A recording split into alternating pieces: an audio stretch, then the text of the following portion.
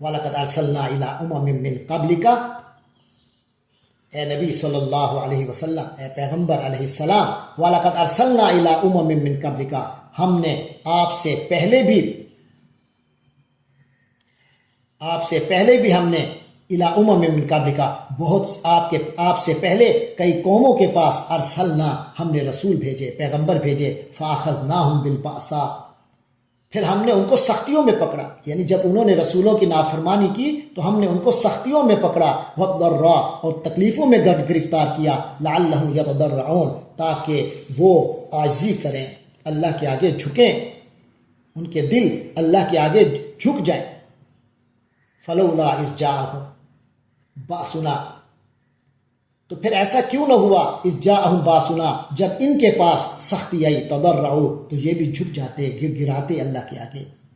ولیکن قست قلوبہم، لیکن ان کے دل سخت ہو گئے، وزین لہم الشیطان، اور شیطان نے ان کے لیے مزین کر دیا ہے، ما کانوا یعملون، جو کچھ وہ کرتے تھے، یعنی اپنے جو برا کردار ہے، یہ ان کو اپنا وہ برا کردار بھی بتدریج ٹھیک نظر آنے لگ گیا ہے، اور اسی پر یہ فخر کرنے لگے اور اترانے لگ گئے ہیں۔ فلما نسوا ما ذکروا، پھر ایسی قومیں جو اللہ کی نافرمان ہوتی ہیں، فلما نسوا ما ذکروا بھی، جب وہ اس نصیحت کو بھی بھول گئے جس کا ان کو نصیحت کی گئی تھی، یعنی جو ان کو نصیحت کی گئی تھی وہ اس سب کو بھلا بیٹھے، فتحنا علیہم ابواب کل شیء، پھر ہم نے ان پر ہر چیز کے، یعنی ہر نعمت کے دروازے کھول دیے، حتی اذا فرحوا، یہاں تک کہ جب وہ اترانے لگے، بما اوتو، اس چیز پر جو ان کو دی گئی، یعنی جو نعمتیں ملی، پھر اس پر اترانے لگے، دیکھو ہمیں تو پھر مل گیا، فرمایا اخذناہم بغتۃ، پھر ہم نے انہیں اچانک پکڑ لیا، فاذا ہم مبلسون، جس کا نتیجہ کیا ہوا، فاذا ہم، کے اچانک پھر کیا ہوا، ہم مبلسون، وہ بالکل مایوس ہو کر رہ گئے کہ ان کے پاس اب خیر کی کوئی صورت نظر نہ آئی، ہر چیز منقطع ہو گئی۔ فقطع دابر القوم الذین ظلموا، تو پھر قطع دابر، جڑ کاٹ دی گئی، القوم، اس قوم کی، الذین ظلموا، جنہوں نے ظلم کی روش اختیار کی، یعنی کفر و شرک کی روش اختیار کی، والحمدللہ رب العالمین، تو آخر میں کیا رہا، الحمدللہ، صرف اللہ کا شکر ہی قائم رہا، رب العالمین، جو تمام جہانوں کا پروردگار ہے۔ قل ارأیتم ان اخذ اللہ سمعکم، کہہ دو،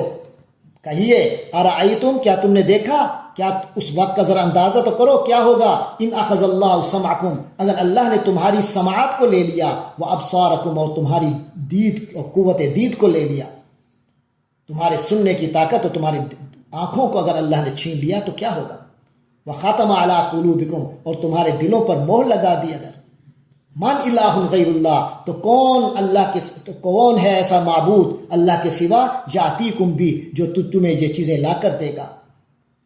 انظر کیف نصرف الآیات، دیکھو ہم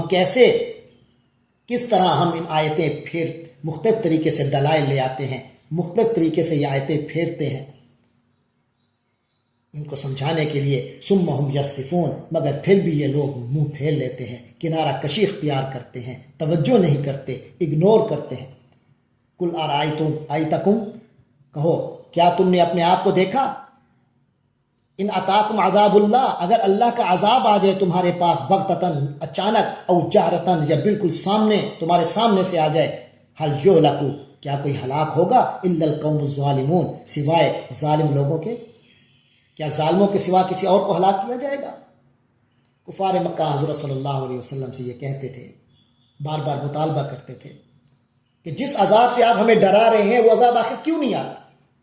شاید وہ یہ سمجھتے تھے کہ اگر عذاب آیا تو یہ بھی تو ہلاک ہو جائیں گے نا، جس کے جواب میں فرمایا جا رہا ہے ہلاک سے وہی ہوں گے جنہوں نے شرک اور ظلم کا ارتکاب کیا ہے، اللہ تعالیٰ مومنوں کو بچا لے گا۔ فرمایا وما نرسل المرسلین الا مبشرین ومنذرین، ہم پیغمبروں کو تو صرف اس لیے بھیجتے ہیں کہ وہ نیکیوں پر خوشخبری سنائیں، اور گناہ اور جو نافرمان ہیں ان کو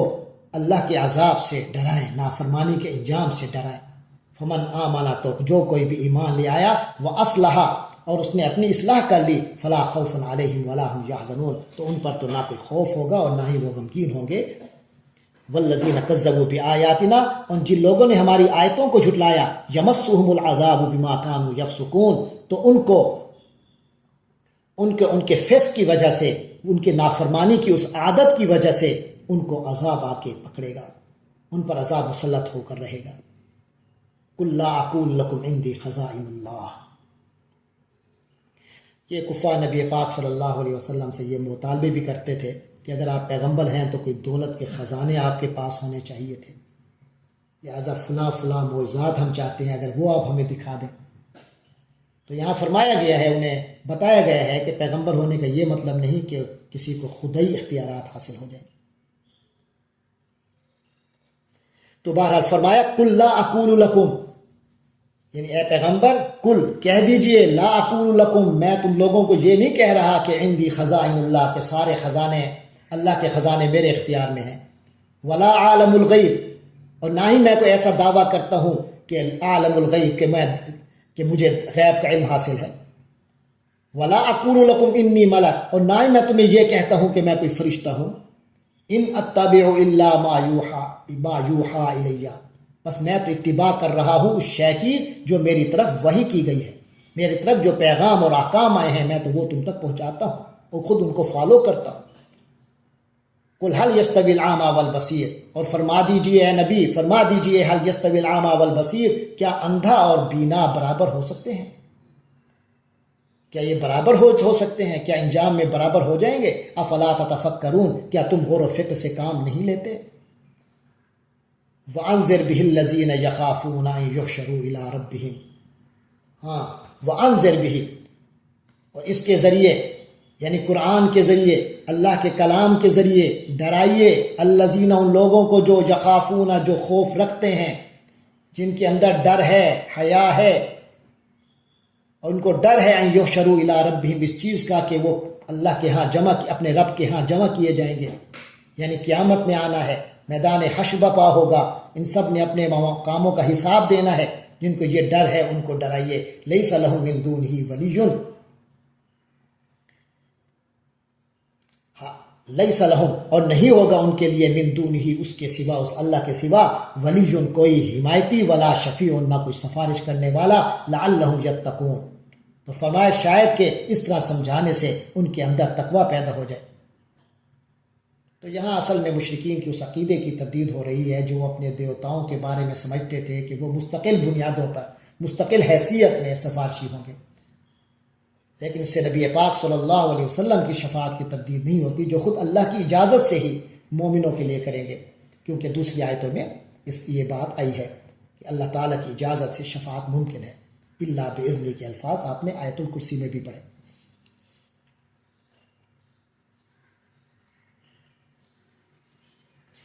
آگے فرمایا وَلَا تَطْرُدِ الَّذِينَ يَدْعُونَ رَبَّهُمْ بِالْغَدَاةِ وَالْعَشِيِّ،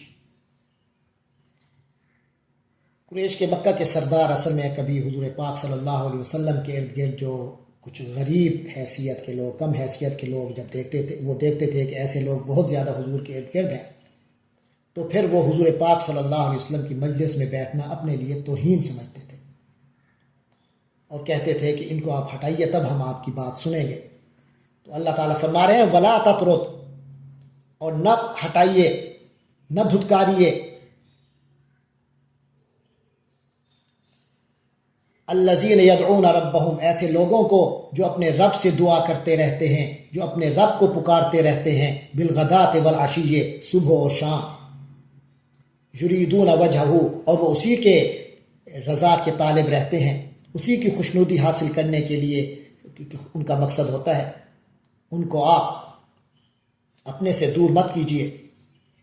ما علیک من حسابہم من شیء، اور نہ ہی، اور آپ کے ذمہ نہیں ہے من حسابہم من شیء، ان کے حساب میں سے کوئی چیز، وما من حسابک علیہم، اور نہ ہی آپ کے حساب میں سے ان کے ذمہ کچھ ہے۔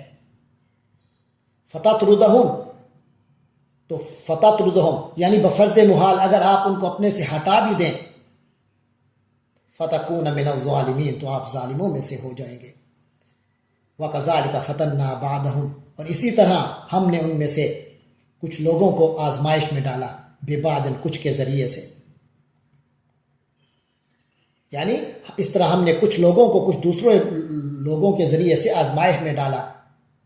یعنی مطلب یہ ہے کہ غریب مسلمان اس حیثیت سے ان امیر کافروں کے لیے ایک آزمائش کا سبب بن گئے ہیں، اس کی وجہ سے ہدایت کی باتیں نہیں سن سکتے، تو فرمایا آزمائش کا سبب بنایا لِيَقُولُوا أَهَؤُلَاءِ مَنَّ اللَّهُ عَلَيْهِمْ مِنْ بَيْنِنَا، تاکہ ان کے بارے میں یہ کہیں، یعنی یہاں کہنے تک یہ کہنے پہ آ گئے ہیں أَهَؤُلَاءِ مَنَّ اللَّهُ عَلَيْهِمْ، کیا یہ وہ لوگ ہیں جن پر اللہ نے احسان کیا ہے، من بیننا، ہم میں سے، یعنی ہمیں چھوڑ کر ان لوگوں پر احسان کیا ہے، ہم جیسے بڑے لوگوں کو چھوڑ کر۔ اللہ تعالیٰ فرماتے ہیں الیس اللہ بعالم بالشاکرین، تو کیا اللہ زیادہ واقف نہیں ہے بالشاکرین، ان لوگوں کے بارے میں جو واقعتاً شکر کرنے والے ہیں؟ اللہ کا قرب تو انہیں شکر کرنے والوں کو ملے گا، چاہے وہ غریب ہے چاہے امیر۔ وَإِذَا جَاءَكَ الَّذِينَ يُؤْمِنُونَ بِآيَاتِنَا، اور جب آپ صلی اللہ علیہ وسلم کے پاس وہ لوگ آئیں یؤمنون بآیاتنا، جو ہماری آیتوں پر ایمان رکھتے ہیں، فقل سلام علیکم، تو آپ ان سے کہیں کہ تم پر سلامتی ہو، کاتب ربکم علی نفسی الرحمہ،